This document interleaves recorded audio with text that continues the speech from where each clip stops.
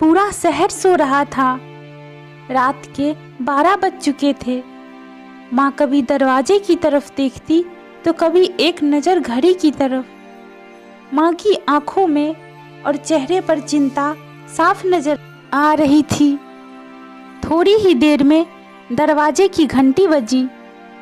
माँ ने काफ़ी तेजी से दरवाज़ा खोला और सामने बेटे आदित्य और बहू तन्वी को देखकर पूछा, इतनी देर क्यों हो गई?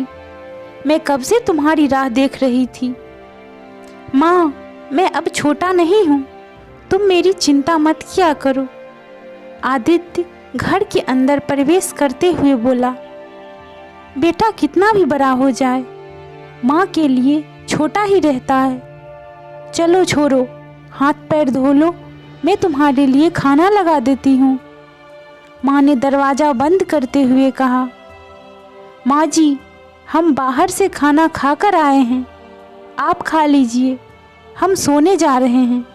बहू तन्वी ने कहा, लेकिन मैंने तो तुम लोगों की पसंद की खीर बनाई है, आओ थोड़ी थोड़ी खा लो। माँ, तुझे एक बार में समझ में नहीं आता क्या? तेरी बहू ने कहा ना, हम बाहर से खाना खाकर आए हैं, क्यों परेशान करती है? जा, तू खीर खा ले और सो जा, और हमें भी शांति से सोने दे।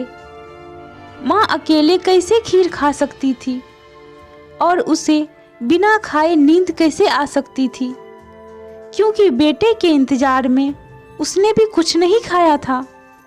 वह किचन में गई, एक गिलास पानी पिया और अपने रूम में चली गई।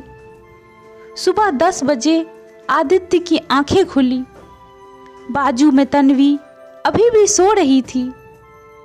आदित्य हॉल में आया तो लैपटॉप के पास रखी एक चिट्ठी पर उसकी नज़र पड़ी। यह चिट्ठी किसकी हो सकती है? यह देखने के लिए उसने चिट्ठी को खोलकर पढ़ना शुरू किया। मेरे लाल, तू सोच रहा होगा कि एक ही घर में रहते हुए ये चिट्ठी क्यों? मैं तुम्हें बोलकर भी बात बता सकती थी। हाँ, बता सकती थी, अगर तू मेरी बातें सुनना चाहता तो। अगर एक्सप्रेस गाड़ी की तरह तू आता है और कुछ ही पलों में निकल जाता है। खैर, वो सब जाने दो।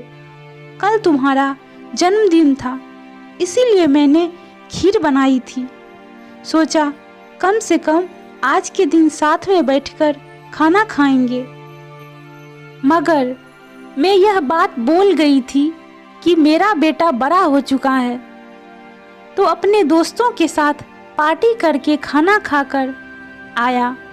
चलो, मुझे इस बात की खुशी ही हुई, मेरी दवाइयाँ खत्म हो गई है। मैंने कुछ दिनों पहले तुझे दवाई की एक चिट्ठी दी थी। अगर वक्त मिले तो वह दवाई मुझे लाकर देना, मुझे थोड़ी राहत हो जाएगी। आदित्य को याद आया कि 4-5 दिन पहले माँ ने एक दवाई की चिट्ठी दी थी।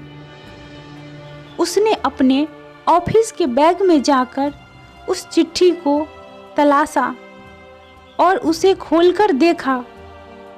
उसमें लिखा था, मुझे ऐसी दवाई चाहिए जिससे मैं अपने बेटे को भुला सकूं। आदित्य को रियलाइज हुआ कि मुझसे बहुत बड़ी गलती हो गई है। उसकी आंखें नम हो गई। वह तुरंत अपने माँ की कमरे की तरफ दौड़ा। सबसे पहले उठ जाने वाली माँ आज क्यों नहीं उठी थी? देखकर उसे आश्चर्य हुआ। उसने माँ को उठाने की काफी कोशिश की, लेकिन माँ एक गहरी नींद में सो चुकी थी। आदित्य के पास फूट फूट कर रोने के अलावा कोई और चारा नहीं बचा। दोस्तों, यह कहने की जरूरत नहीं है कि माँ बाप जीवन में कितने मूल्यवान हैं। उनके रहते हुए उनकी सेवा करो, उनसे प्यार करो। वह चले जाएंगे तो कुछ नहीं कर पाओगे।